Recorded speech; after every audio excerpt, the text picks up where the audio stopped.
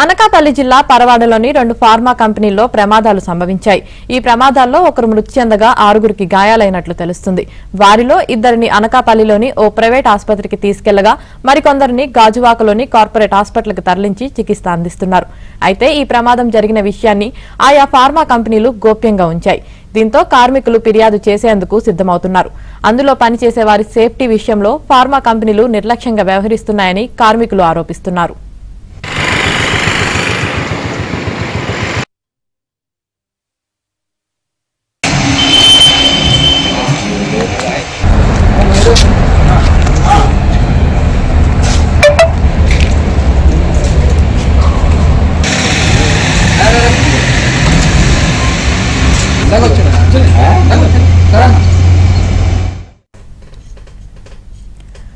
అనకాపల్లి జిల్లా పరవాడలోని 2 ఫార్మా కంపెనీల్లో ప్రమాదాలు సంభవించాయి. ఈ ప్రమాదాల్లో ఒకరు మృతి చెందగా 6గురికి గాయాలైనట్లు తెలుస్తుంది. వారిలో ఇద్దరిని అనకాపల్లిలోని ఓ ప్రైవేట్ ఆసుపత్రికి తీసుకెళ్లగా మరికొందరిని గాజువాకలోని కార్పొరేట్ హాస్పిటల్కి తరలించి చికిత్స అందిస్తున్నారు. అయితే ఈ ప్రమాదం జరిగిన విషయాన్ని ఆయా ఫార్మా కంపెనీలు గోప్యంగా ఉంచాయి.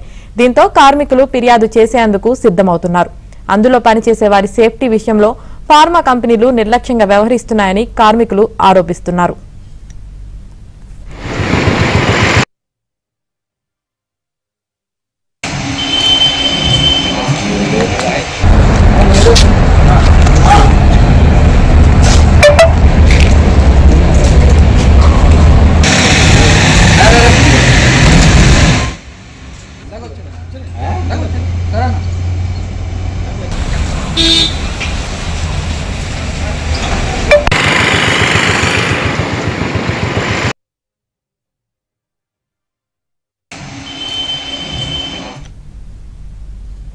అనకాపల్లి జిల్లా పరవాడలోని 2 ఫార్మా కంపెనీల ప్రమాదాలు సంభవించాయి. దీనికి సంబంధించి మరింత సమాచారం మా ప్రతినిధి సతీష్ అందిస్తారు. సతీష్. యామిని, అనకాపల్లి జిల్లా పరవాడ ఫార్మాసిటీలో రాత్రి 2 పరిశ్రమల్లో ప్రమాదాలు జరిగాయి. ఒకటి అరవంగి ఫార్మాసిటీ, అదేవిధంగా రెండోది ఆల్కరీ మెటల్ యూనిట్ నెంబర్ 3లో ఈ 2 ప్రమాదాలు సంభవించాయి. ఈ ప్రమాదాలకు సంబంధించి 6గురు తీవ్ర గాయాల పాలయ్యారు. వారందరినీ కూడా సమీపంలో ఉన్న ప్రైవేట్ ఆసుపత్రితో పాటు అనకాపల్లి గవర్నమెంట్ ఆసుపత్రిలో కూడా చేర్పించారు. ఈ ప్రమాదంలో ఇప్పటి వరకు 2 మృతి చెందినట్టుగా తెలుస్తుంది. మరో 4గురు మాత్రం సురక్షితంగా ఉంది. వాళ్ళని అబ్జర్వేషన్ పెట్టినట్టు తెలుస్తుంది. కానీ మిథైల్ నైట్రేట్ వెలువడడం వల్లే ఈ ఆల్కారీ మెటల్ ప్రైవేట్ లిమిటెడ్ లో ప్రమాదం జరిగినట్లుగా మా అధికారులు అందరూ నిర్ధారించారు. అయితే ఈ ప్రమాదానికి సంబంధించి వరకు కూడా ఎటువంటి విషయం బయటకు రాకుండా గోప్యంగా ఉంచారు.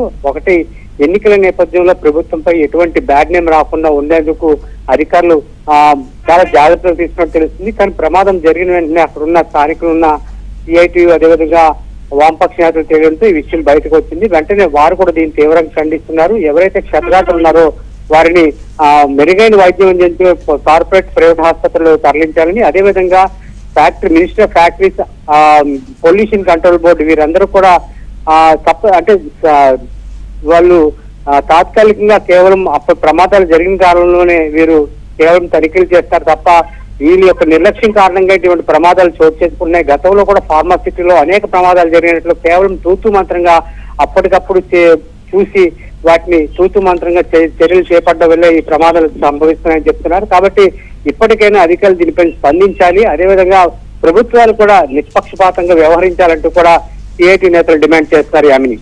Right, thank you.